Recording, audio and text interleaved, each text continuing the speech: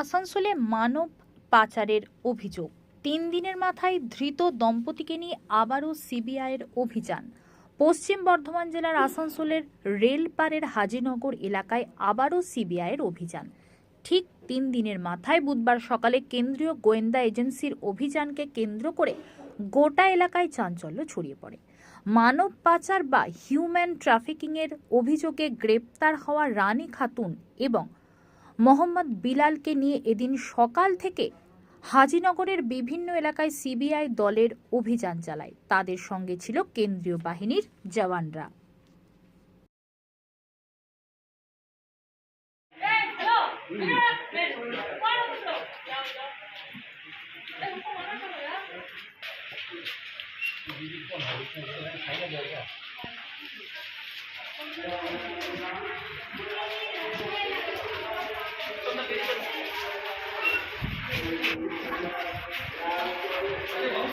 সুমনদা সুমনদা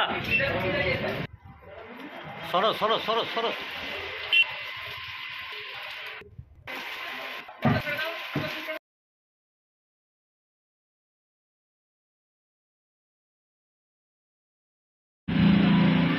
তুমি ওই ধারে চলে যাও, ওই ধারে চলে যাও।